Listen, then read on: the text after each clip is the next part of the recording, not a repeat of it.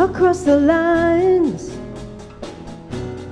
Who would dare to go under the bridge, over the tracks that separates whites from blacks? Choose sides, run for your life. Tonight the riots begin. On the back streets of America, they killed the dream of America.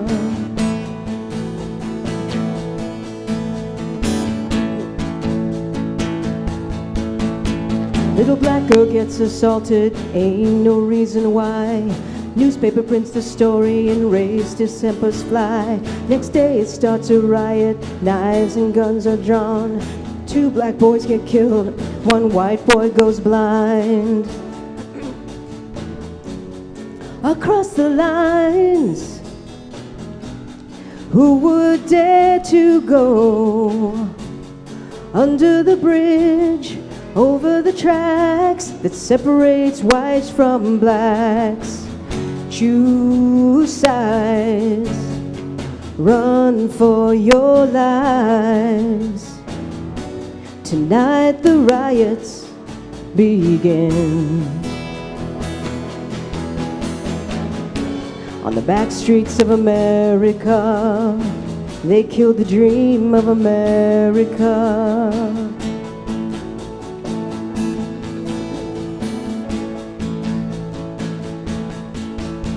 Little black girl gets assaulted, don't no one know her name. Lots of people hurt and angry, she's the one to blame. Across the lines, who would dare to go under the bridge, over the tracks that separate white from black? Choose sides, run for your life. Tonight the riots begin. On the back streets of America, they killed the dreams of America.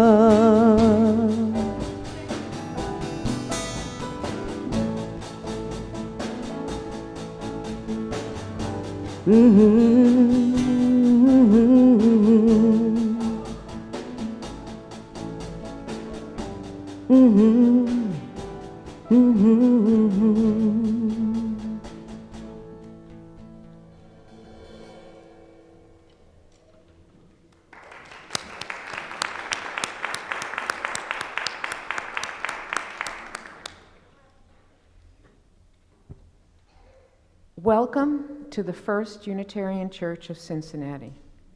I am Karen Rohr, this morning's worship associate.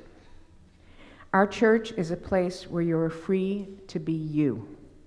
So bring your questioning mind, your expansive heart, your entire self to this beloved community. Our mission is to welcome all with love, to support learning and spiritual growth, to serve our wider community, and to work for justice and inclusion. Please make sure to read the announcement and inserts in today's order of service, where you can find important information regarding accommodations and upcoming events. The flowers today are given by Dick and Linda Miltner in honor of mothers everywhere, those who are with us and those who live in our memories. Following the service today, there is an opportunity for you to meet the 2 candidates for the First Church Board of Trustees, Janet Phillips and Beth Lutz. We'll be in the sanctuary at 11:20 a.m. for an informal session in which you can ask questions and get to know them and their reasons for wanting to serve on the board. Another opportunity to meet Janet and Beth will be a Zoom session on May 16th at 7 p.m. Please look for the Zoom link in your email a few days beforehand. Okay, guys, our favorite time.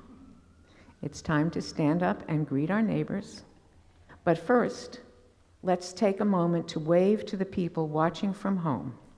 Then rise and greet your neighbors or say hello in the chat. When you hear the singing bell ring, return to your seats.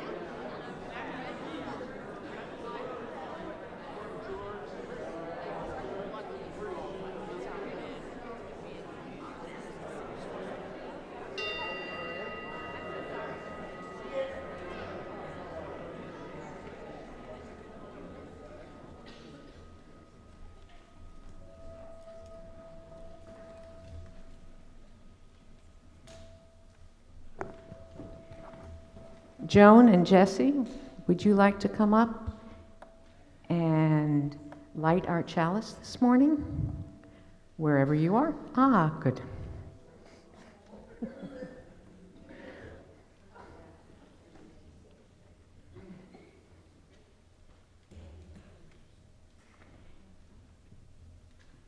In honor of Mother's Day, let's hear from Maya Angelou.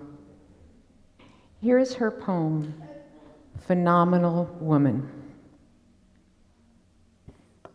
Pretty woman, wonder where my secret lies? I'm not cute or built to suit a fashion model size. But when I start to tell them, they think I'm telling lies. I say it's in the reach of my arms, in the span of my hips, the stride of my step, the curl of my lips. I'm a woman. Phenomenal woman. That's me. I walk into a room just as cool as you please, and to a man, the fellow stands or fall down on their knees. Then they swarm around me, a hive of honeybees. I say, it's the fire in my eyes and the flash of my teeth, the swing in my waist and the joy in my feet. I'm a woman. Phenomenal woman. That's me. Men themselves have wondered what they see in me, but they can't touch my inner mystery. I say it's the arch in my back, the sun in my smile, the ride of my breasts, the grace of my style. I'm a woman. Phenomenal woman. That's me. Now you understand just why my head's not bowed. I don't shout or jump around or have to talk real loud. When you see me passing, I ought to make you proud. I say, it's in the click of my heels, the bend of my hair, the palm of my hand, the need for my care, phenomenally. Phenomenal woman, that's me. Thank you. Our first hymn this morning is number 34 in the gray hymnal, May I Speak with Bravest Fire, found in the gray hymnal. Please rise as you are willing and able.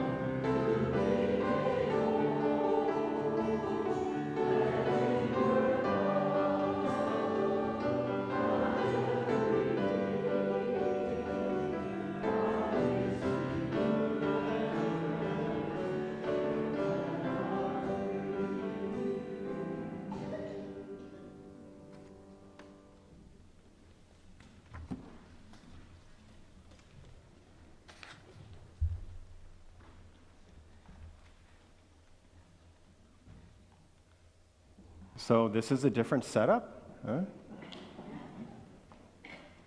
Be careful, the preacher is free. This is what I'm used to, so get ready. All right, so message for all ages today. We got a lot going on today, and so I'm not going to call our youth up here. We're just going to stay in our seats. And it is a message for all ages this morning, and I'm going to keep it simple. I'm going to read you 3 poems that are anti-racism poems written for children. And after I read the 3 poems, I'm just going to ask if any of us, children or adults, have any reflections about these poems. The first poem is entitled, I Think the Real Color is Behind the Color. I think the real color is behind the color. That skin on my face, that skin is for the cold mornings and the cool breezes of summer afternoons. Under that skin, there's a real face. And that real face is our real race.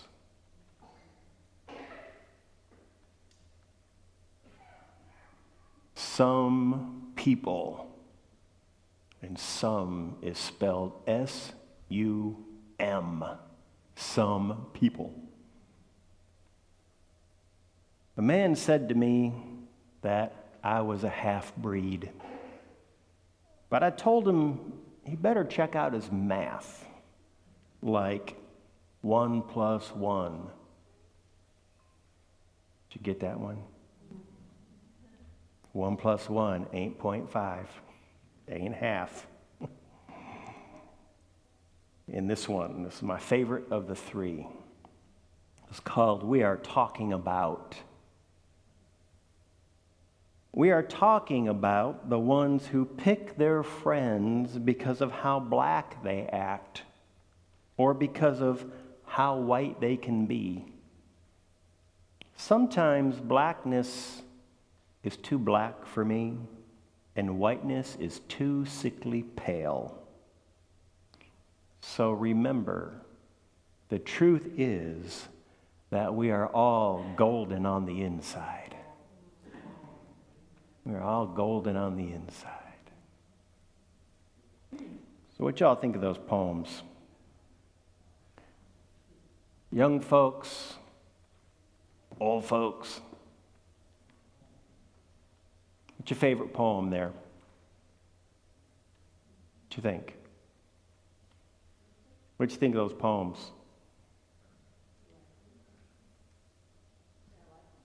Yeah, you're sitting toward the front, so you get put on the spot. That's why nobody's sitting over here, you know. Everybody over here is wise, which is why I can now go like this. I can make a new front row. I love the golden on the inside poem. What's up, Ramona? We are all golden on the inside. We're all golden on the inside. I like my black. And you like your black. Beautiful. That's beautiful. Because the point of this is, we look at each other and we see difference. And for some reason, we see difference as a problem set and not a blessing. Why is that? Why do we see difference as a problem set and not a blessing? Yeah. Isn't that an odd thing? I'm going to answer that in my sermon, by the way. But we see difference as a problem set and not a blessing. And so if it's a problem set, we tend to react negatively to those who are different from us. You know, when it's a blessing, we're drawn to people who are different from us because there's a lot to learn, a lot to engage, another perspective to be had. But the truth is, underneath all that difference, we're all golden on the inside. And so my hope for all of us is that when we look in each other's eyes, we see the gold on the inside and see the differences as a blessing. All right. Some grist for our meal this morning. Our young folks can head off to Sunday school class if you would.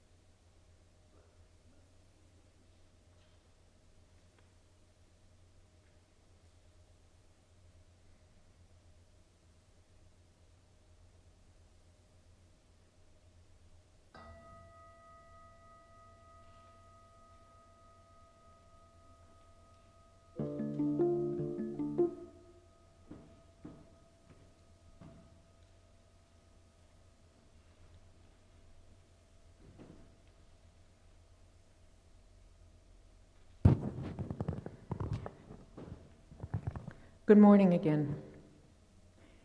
Now I'm speaking to you not as today's worship associate, but as the chair of the Carter Social Justice Team. Now, why do we call ourselves the Carter Social Justice Team? For those long-term members, you guys know. But in 1918, Reverend W.G. Carter founded a Unitarian church in Cincinnati called the Church of the Unitarian Brotherhood. It was probably the only African-American Unitarian church in America at that time. Want to know more about Reverend Carter and First Church? Well, there's an article waiting for you at the back of the sanctuary, because we really don't have time to go through all of it right now. So please, I made a number of copies. I want to do just a short reminder of exactly what the Carter Social Justice Team does. First, we support currently 3 focus groups. And I'm saying currently because if you are passionate about a cause, and a number of other people in this church are, I'm sorry,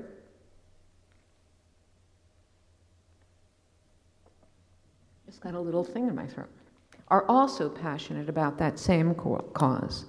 And if you have a leader come to me, perhaps you would like to join our team. Do we only support our focus groups? Absolutely not. We also give financial support through our Share the Plates and donation. The organizations that benefit have all been suggested by members of our community. I send out an email every January asking for suggestions of organizations that you think should be supported. Today we are highlighting 2 organizations who do incredible work in our community. Because of the generosity of our members last year, we are donating $1,000 to each of them. Don Schneider has been on the board of the Cincinnati Interfaith Worker Centers for many years. Dan, just how many years have you been on their board? 10 years now? Wow. They mobilize, educate, and organize low-wage and immigrant workers to achieve positive systemic change.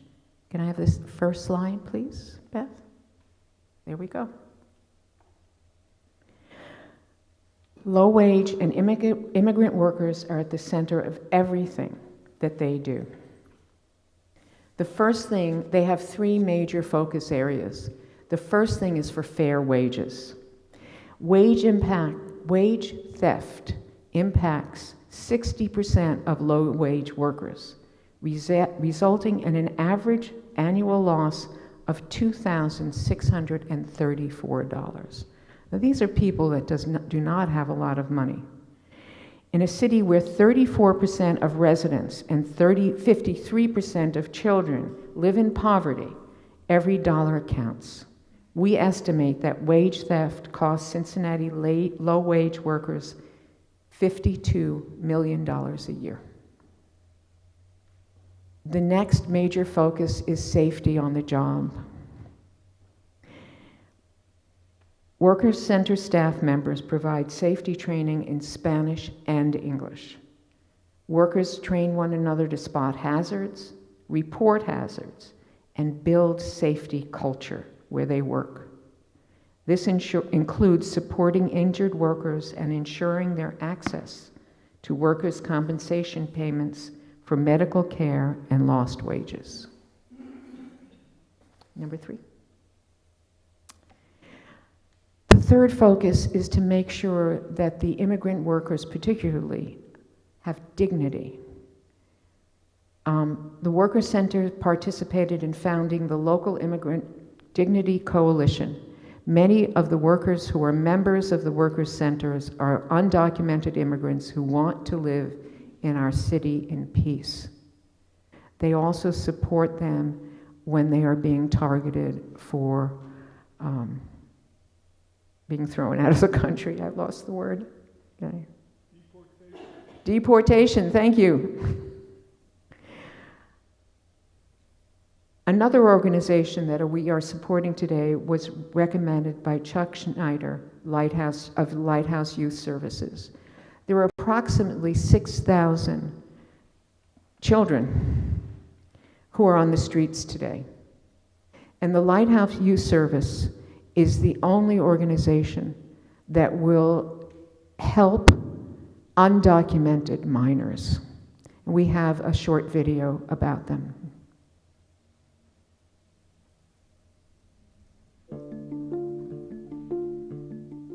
What's it mean to be homeless? Officially, it means to be without a fixed, regular, and adequate nighttime residence. Nationwide, 1 in every 50 kids fits that description. Right here, 6,000 Cincinnati area teens are living on our streets. They sleep on a friend's couch, in a car, or in a park. Everywhere and anywhere they can. Even worse, most of us don't even know the problem exists at all, let alone at these alarming numbers. Lighthouse Youth Crisis Center is the only facility in Cincinnati where unaccompanied youth aged 10 through 17 can seek shelter and safety.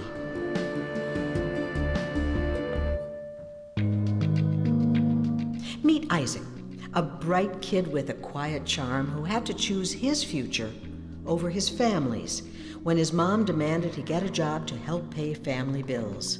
My mom lost her job. I have 3 brothers and sisters, and I had to go out and find work. 17 and 16 and stuff. I was stuck in the house babysitting and trying to take care of 3 kids.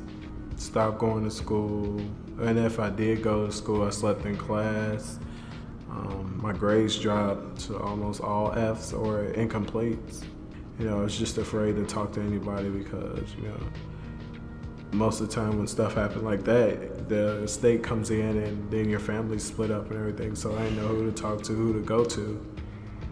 And so it came to a point where I had to choose between my future or my family, what was more important. And I chose my future. Didn't nobody know for the first 6 months that I was actually homeless. I really didn't have anywhere to wash my clothes or anything, and so a teacher noticed, like, hey, you're coming in here with the same clothes on, and what's going on, and well, let's get to work on finding you a house or finding you somewhere to go. And she's like, actually, I know actually just a place that will help you. And that's why I got in touch with the Crisis Center. The Lighthouse Youth Crisis Center is a 20-bed emergency facility open 24 hours a day, every day. A place where the lights are left on as an inviting signal to teens that shelter and safety are close at hand. Caseworkers try to provide the consistency so badly needed by homeless youth. Yes, I am a life coach. I'm a friend. I'm an authority figure at times. I'm a support person, and I'm also just a listener. I always try to do what I said I'm gonna do. If I can't do it, I let them know, but I also try to come up with a plan. And sometimes it is a challenge to get them to see something different and to conform to something different. But again, with consistency and things of that manner, they usually fall into place. Lighthouse began with a spark of an idea from a group of volunteers and has continued to thrive because of people passionately committed to aiding homeless teens. The value of our volunteers is immediate, powerful, and sometimes life-changing. It doesn't matter if your commitment is just a few hours a week. The need continues to grow, and we need your help now more than ever. At Lighthouse Youth Services, we make lives brighter for youth and families.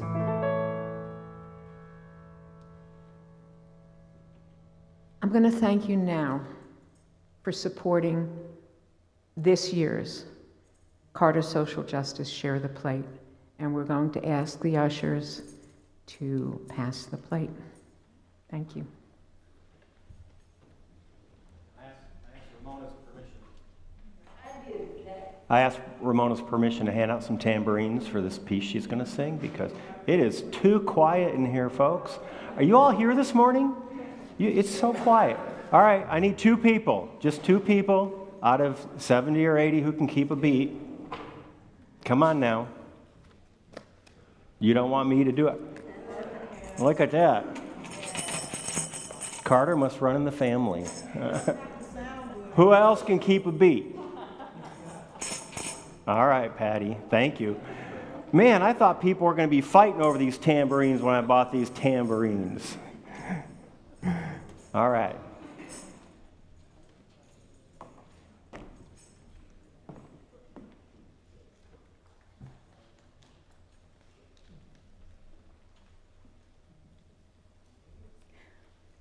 Is this on? Yeah, it's on. Good. Oh, yes. This song this morning, even though it's Mother's Day, it's in honor of a brother I saw on the street with a sign when I was on my way to church this morning. And somebody said that what matters most is to look at the eyes, eye contact, not just your donation. So I now start looking in the eye, and this morning I put on flashers. This person is very important, and I want everybody to know it's worth stopping and putting on your flashers. This is an emergency. A human being needs another human being, and for me, that's what it means to be free.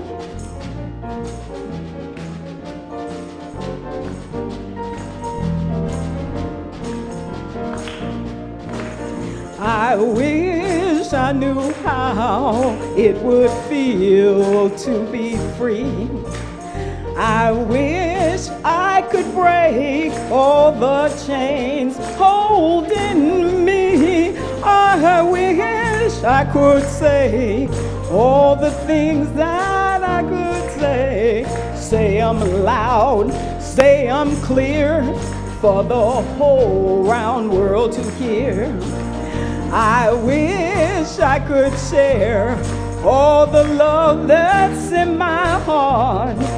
Remove all the bars that keep us apart. I wish you could know what it means to be me. Then you'd see and agree that every man should be free. Whoa, I wish I could give all I'm longing to give. I wish I could live like I'm longing to live.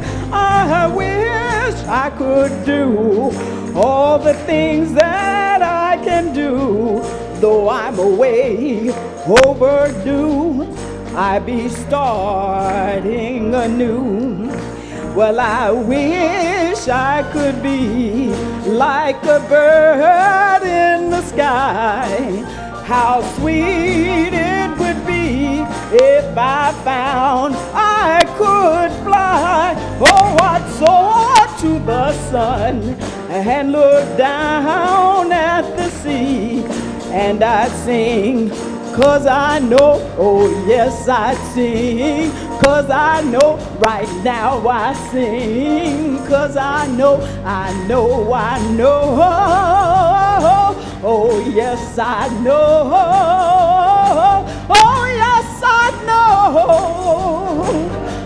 know how it feels to be free. And I'ma tell you the truth, y'all, you. When you be you, that's being free. And I've come a mighty long way, and I bring everywhere I've come with me. African Methodist Episcopal, Southern Baptist, almost Pentecostal, Seventh-day Adventist, whatever you call it, it is you. That's what it is. Our principles plus the eighth and whatever they recreate. Bottom line, it's all about love, and we're going to have to get over ourselves and do just that if we intend to be free. Thank y'all.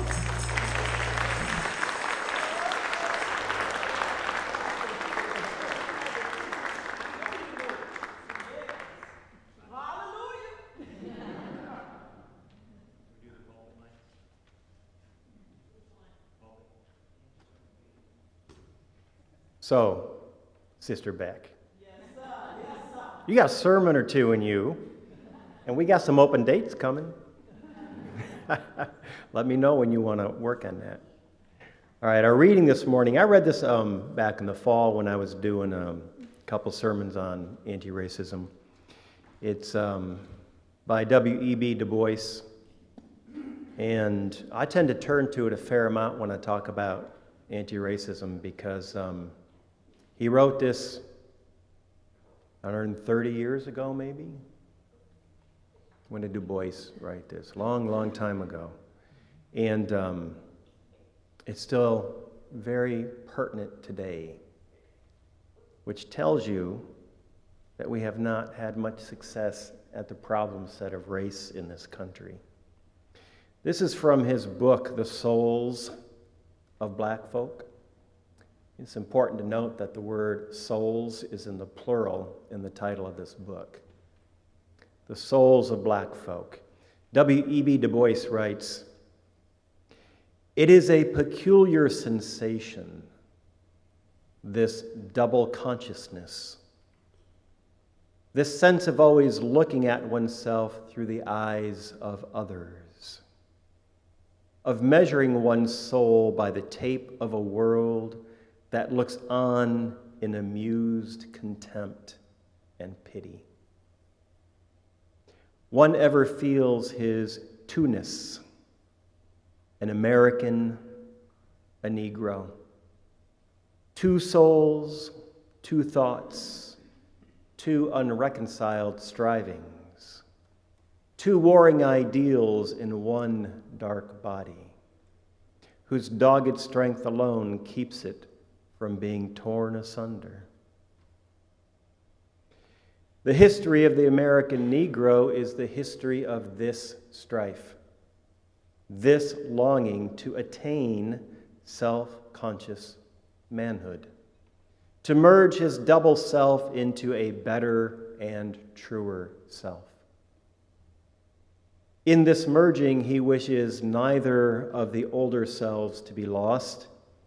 He does not wish to Africanize America, for America has too much to teach the world and Africa. He wouldn't bleach his Negro blood in a flood of white Americanism, for he knows that Negro blood has a message for the world. He simply wishes to make it possible for a man to be both a Negro and an American without being cursed and spit upon by his fellows, without having the doors of opportunity closed roughly in his face. Our next hymn is number 131. Love will guide us in the gray hymnals, and if those of you who can keep a beat still have your tambourines, you're welcome to use them. Everyone else, turn to hymn number 131 in the gray hymnal, and please rise.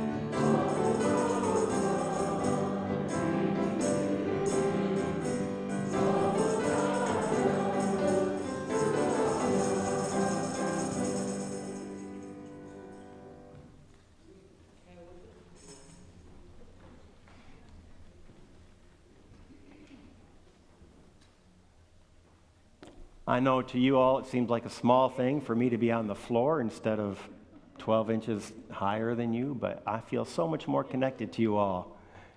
I want to take a couple minutes and just run through the crowd and say hello. It's good to touch a soul, man. Yes, it is. How you doing living in that skin? I am doing well. Good. All right. So, the title of today's sermon is called Learning to be White, which is kind of an odd title because the vast majority of white people never think about the fact that they learn to be white. How many of you thought, I learned to be white, if you're white? Yeah, a very small percentage of us.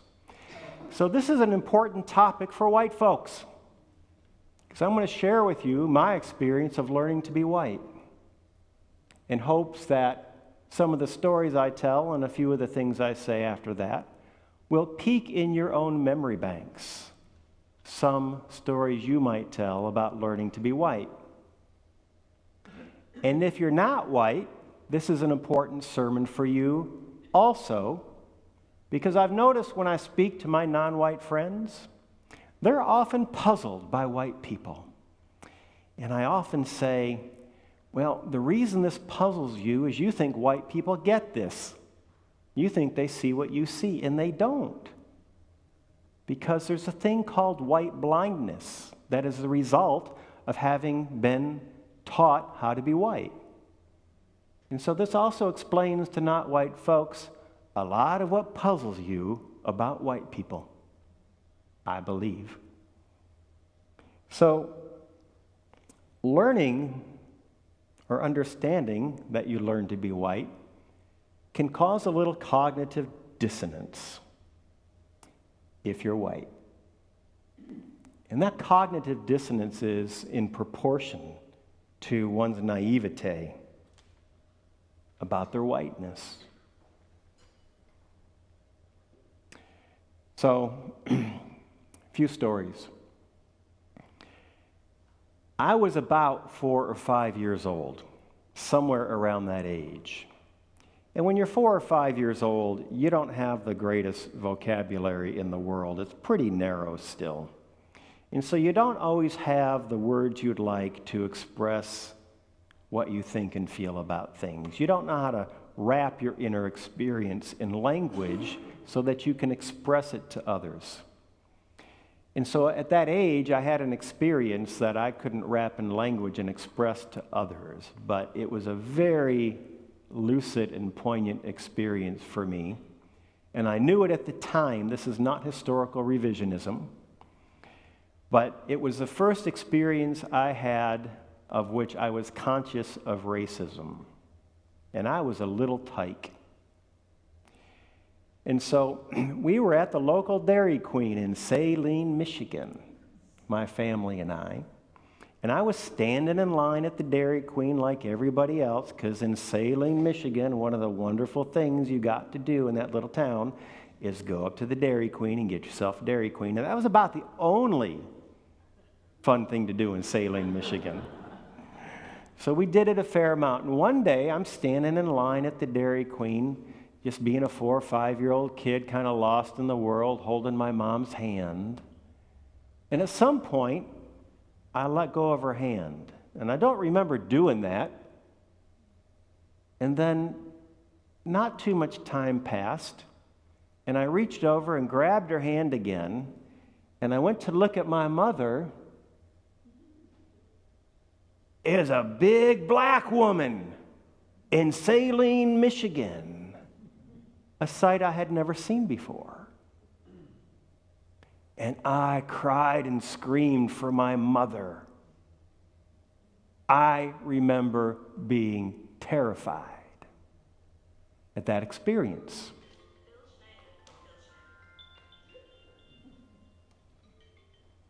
All right. So that isn't the most poignant part of the story.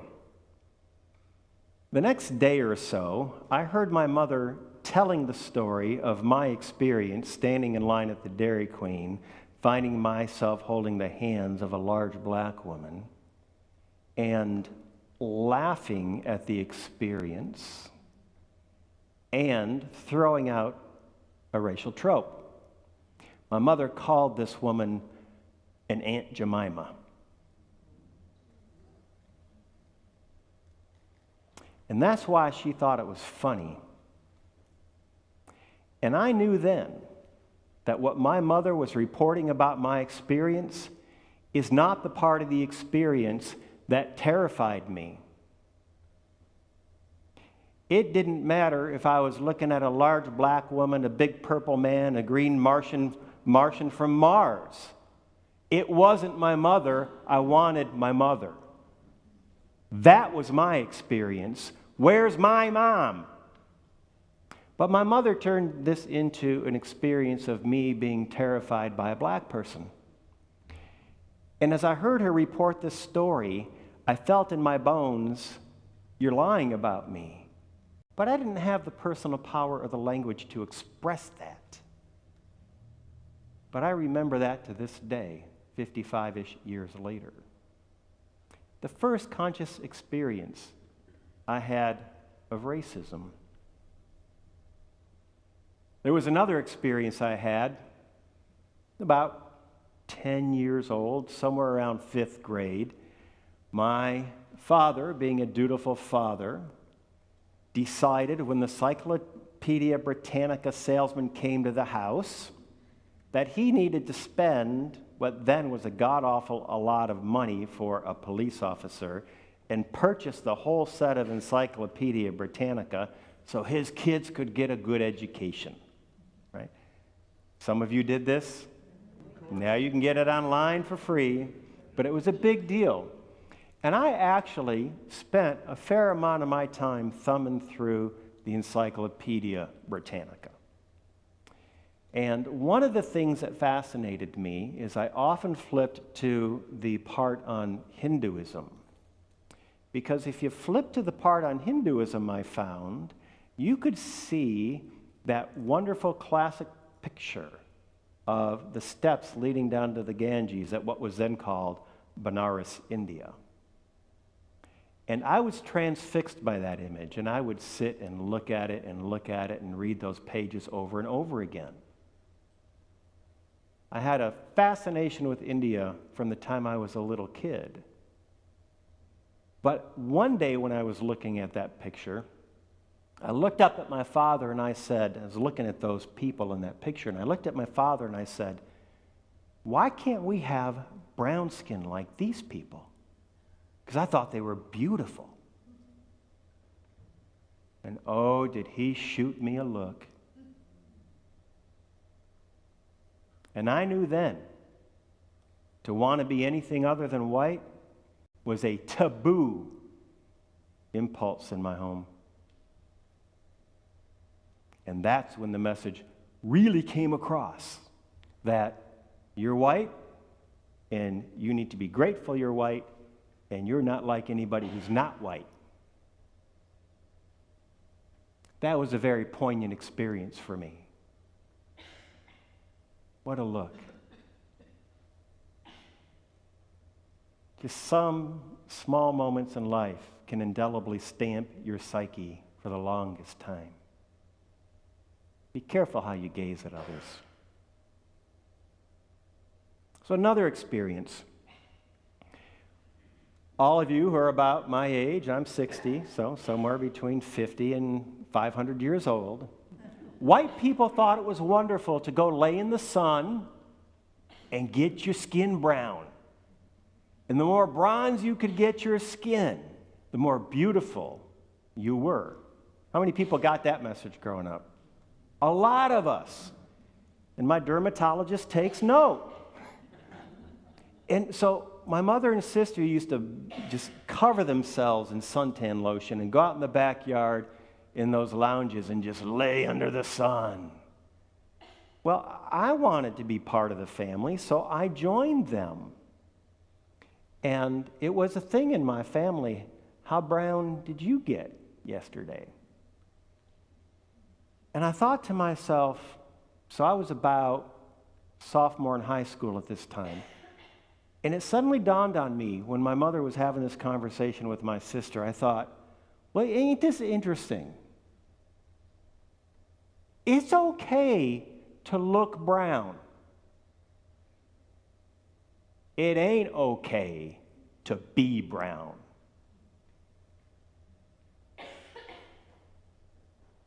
That was another lesson I had in learning to be white.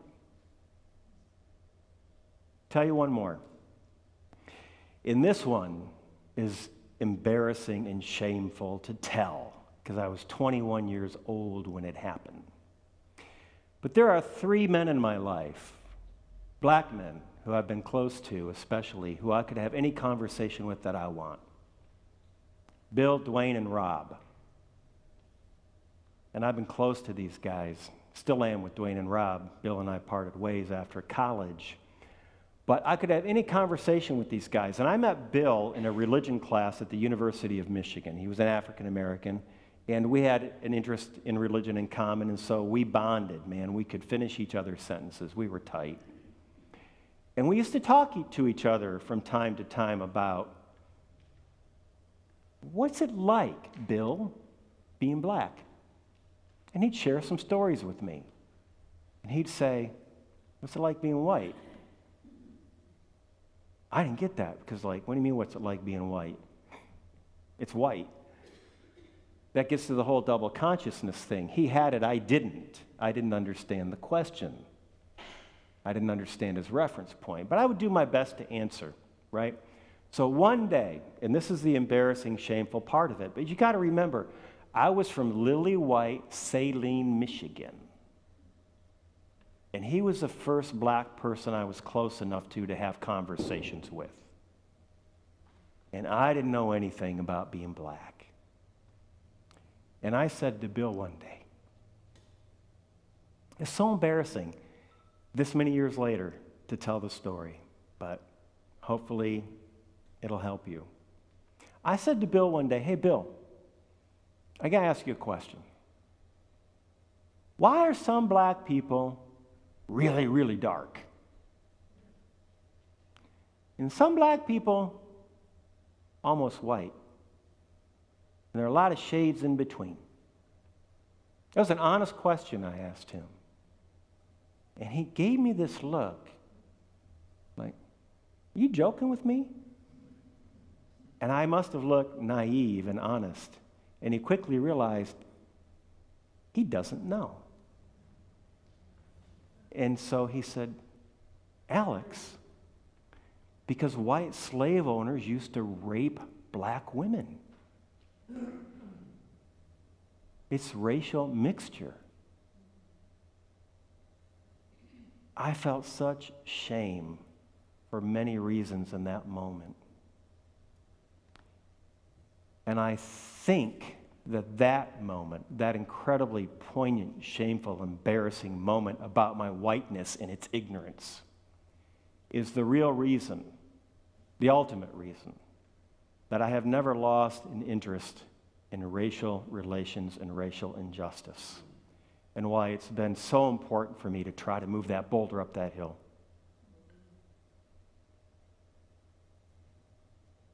Those 4 stories, that's how I learned to be white. And I'm not going to ask you to share because of time this morning, but I hope as I'm telling my stories, you can go back in your memory banks. You've got stories like this. You've got stories of your experiences of learning from other white people how to be white. Yeah? We had last week, oh, by the way, my friend Rob. Rob ain't listening because he's preaching in Warren, Michigan today to his congregation, but just, I'm going to push Rob, a little bit infomercial for Rob. Go on Instagram, look up Inspiration Rob, and you'll see my buddy Rob, and follow Rob if you would, okay? All right, so you owe me one, brother. All right. So last weekend we had Reggie and Greg here, and they did a concert about basically racial relationships. They told their stories about Greg's experience of being white, Reggie's experience of being black. They sang some songs about this. And one of the songs Greg sang, I'm going to read to you. Oh my God, it's 5. We got a late start today, right?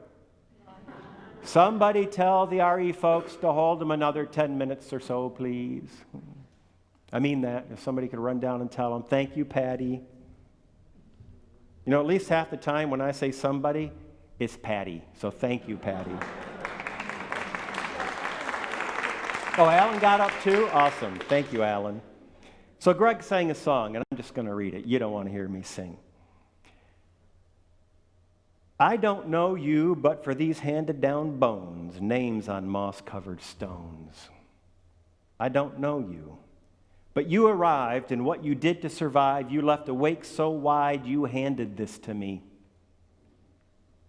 I washed my hands down by the river, I washed my hands of you. But you kept staring back from the mirror to remind me again of the skin I'm in. You kept staring back from the mirror to remind me again of the skin I'm in. And then there's a choral piece, which is very powerful. The ancestors, Greg's ancestors, his white ancestors speak. What's the matter? Don't you like it? Don't you like being heard? Don't you like the first choice? Don't you like the last word? Don't you like that you don't have to know what this is about?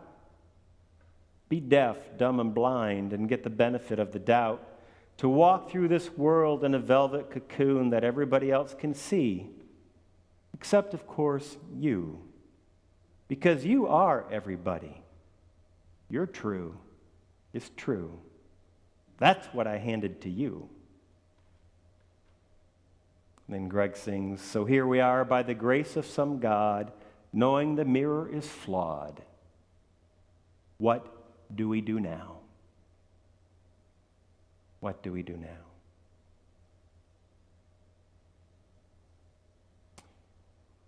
So, white folks, you learned to be white, even if you didn't know it. And non-white folks kind of got a sense now of why white folks don't seem to get it a lot of the time. Didn't have to. Didn't grow up like W.E.B. Du Bois in black skin trying to make your way in a white world where white people don't have to think about whiteness and all the privilege it entails, right? In 1897, the Atlantic magazine in 1897 published an essay by Du Bois entitled The Strivings of the Negro People, and that essay eventually became the book The Souls of Black Folk, and I think I recommended that you get this book and read it a while back. I know at least 2 of you did, but it's an easy read. It's not easy, it's painful, but it's a short read, but you can read it, and I recommend you read it. But in the essay published in the Atlantic, Du Bois wrote, "It dawned upon me with a certain suddenness that I was different from the others, or like, mayhap, in heart and life and longing, but shut off from their world by a vast veil."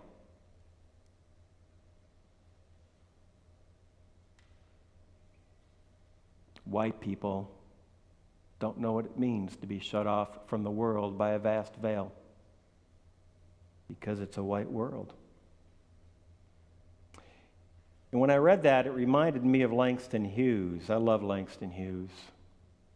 He's got a great poem. This is a footnote, this ain't part of the sermon. But I'm on the floor and I'm free, so I can footnote. He's got a great poem called I've Known Rivers. I recommend you read that poem. And here's another one called As I Grew Older. This one's a little more popular. Some of you may know it. It was a long time ago. I've almost forgotten my dream. But it was there then in front of me, bright like a sun, my dream.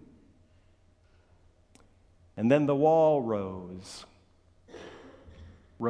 slowly, slowly. between me and my dream. That wall rose until it touched the sky. And there was the wall, and there was shadow, and I am black. I lie down in the shadow, no longer the light of my dream before me. Above me, only that thick wall. Du Bois' veil is Langston Hughes' wall. Both metaphors convey the barrier black people have historically felt in trying to gain equal access to the resources and the prosperity of white people, let alone recognition of the common bond of our shared humanity. This veil, this wall, pick your metaphor, it's unknown to white people. This is because learning to be white places oneself within the power structure, replete with implicit benefits that are presumed and therefore remain unquestioned. That's whiteness, folks. That's whiteness. And I find it painful when I realize only white folks get to presume these benefits. Only white folks don't question them. And if you're non-white looking at the white world, you see this at every turn. And you see that white folks don't even know they have it. A lot of them. So what are some of those benefits? Are you awake? Are you with me? What are some of those benefits white people take for granted as being part of white culture and privilege and power and supremacy? Good schools. Good schools.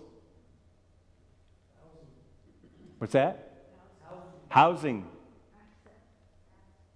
Access to pretty much everything. You're not followed in stores. Got to shout real loud, Coral. Benefit of the doubt. Ooh. And a young child shall lead them. Well, an older young child shall lead them. Justice system that works for you. A justice system that works for you. Stable families. Stable families. Driving while white is not a problem. Driving while white is not a problem. Being welcomed everywhere. Being welcomed everywhere. Inherited wealth. Health care. Entering the door first.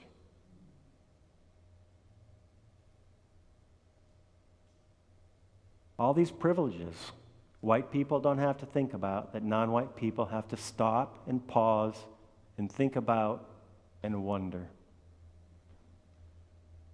All the time. All the time. It must be tiring to not be white in a white world. Think about that, white folks. So, what's going on here? 5 more minutes. You're not going to be surprised that I'm going to slip in a little evolutionary biology here and talk about instinct and tribal identification, are you? My learning to be white was my family's way of saying, this is your tribe, and that ain't your tribe.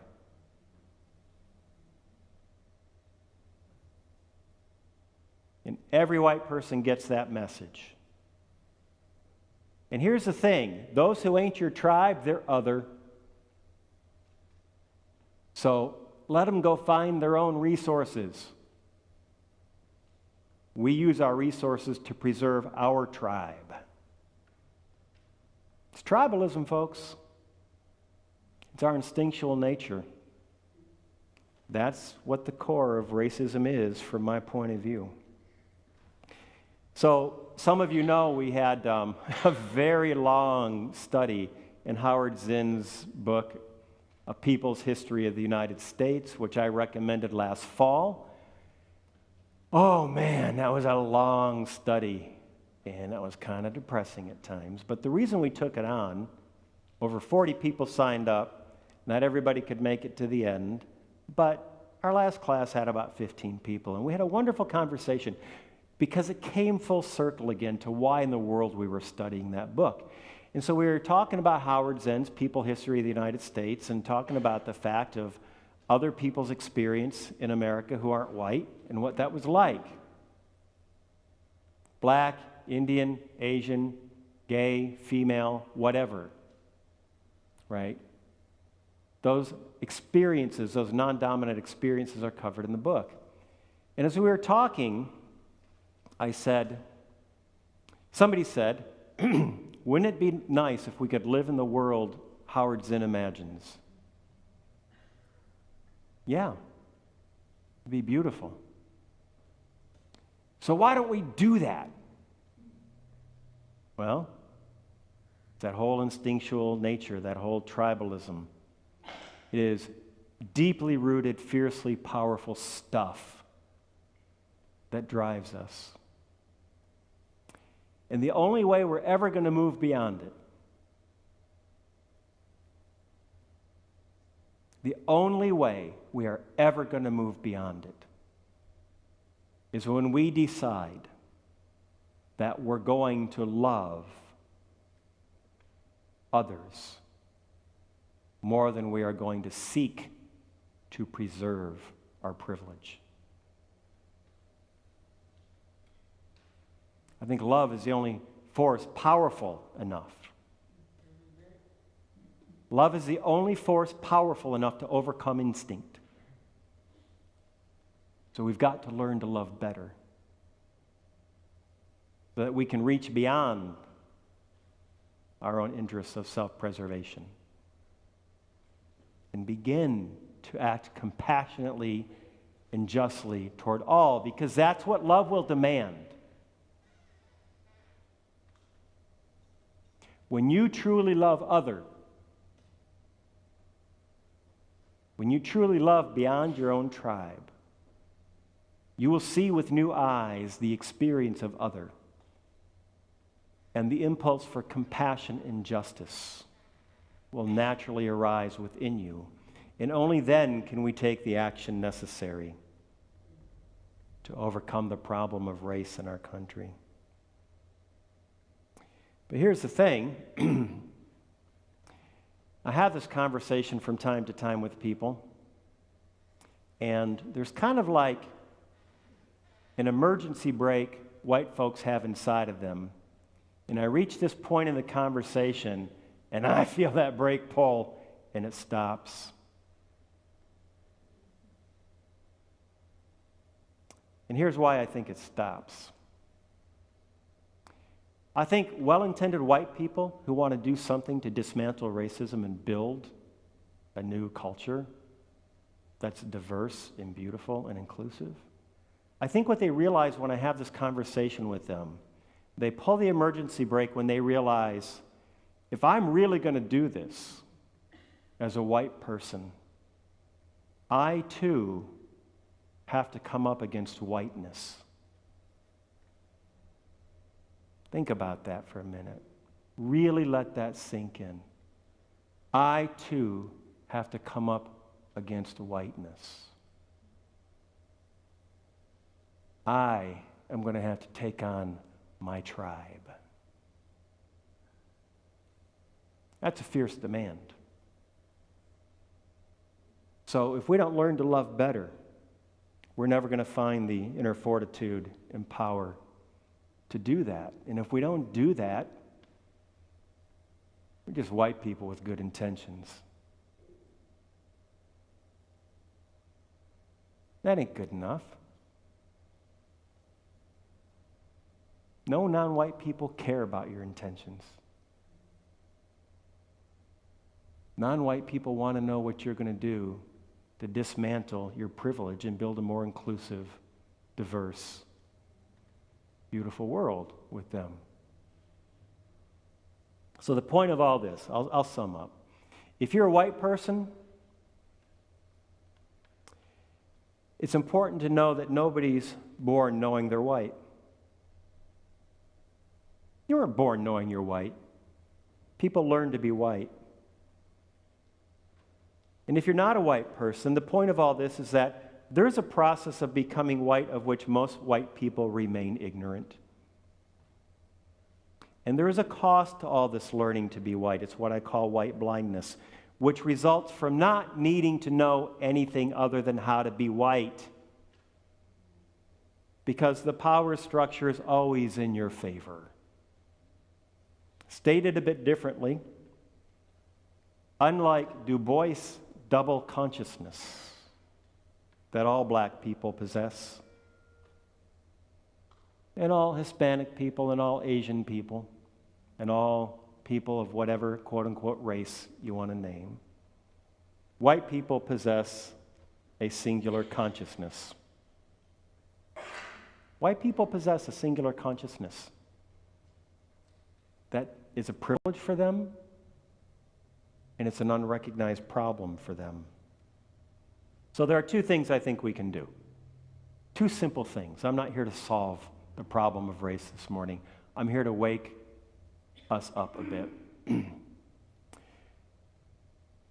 First, white people need to educate themselves about racial disparity, both historic and current. And when I say that, I don't mean you need to acknowledge there's racial disparity, and you happen to fall conveniently on the privilege line of that. That's a mental understanding, that's an idea, that's a thought, and it's true, but it's not a very deep understanding about racial disparity. A deeper understanding comes from really digging in and educating ourselves about the experience of non-white folks. Read Zinn. If you haven't read Zinn, read Zinn. It's not enough to be anti-racist, as laudable as that impulse is. You have to have a significant understanding of historic and current racial issues in this country. Because without such understanding, white support of the plight of non-white people in this country, this remains an idea. Maybe an emotive impulse once in a while.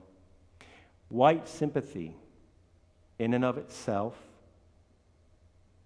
is pretty uncompelling to non-white people.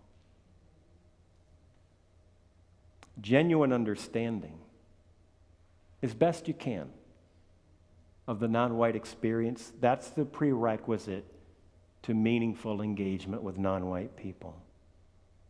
It's the prerequisite to the prospect of meaningful action. You got to put some time in and do the work and come to some understanding.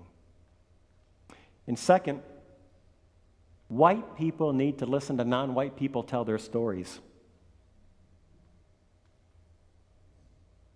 White people need to listen to non-white people tell their stories without any white ifs, white ands, or white buts.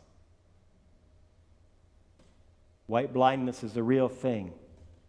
Non-white people have the vision to guide white people through this country's history of racial disparity because they are the ones who have actually experienced the racial disparity. It's only by listening to non-white people describe the lay of the racial landscape that white people will be ready to traverse the territory with them. All right, I want to end with some more Maya Angelou. I love Maya Angelou. Phenomenal woman, my favorite Maya Angelou poem. But I never read it in public for two reasons. One, I ain't female. It ought to be read by a woman. And two, I ain't got no swag. Go Google Maya Angelou reading Phenomenal Woman, and you'll get the power of that. But this one is The Caged Bird. A free bird leaps on the back of the wind and floats downstream until the current ends and dips his wings in the orange sun rays and dares to claim the sky. But a bird that stalks down his narrow cage can seldom see through his bars of rage. His wings are clipped and his feet are tied, so he opens his throat to sing. The caged bird sings with a fearful trill of things unknown but longed for still, and his tune is heard on the distant hill, for the caged bird sings of freedom. The free bird thinks of another breeze, and the trade wind soft through the sighing trees, and the fat worms waiting on a dawn-bright lawn, and he names the sky his own.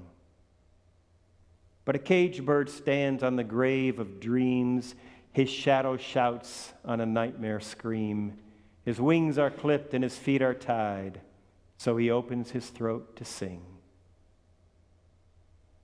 The caged bird sings with a fearful trill of things unknown but longed for still, and his tune is heard on the distant hill, for the caged bird sings of freedom.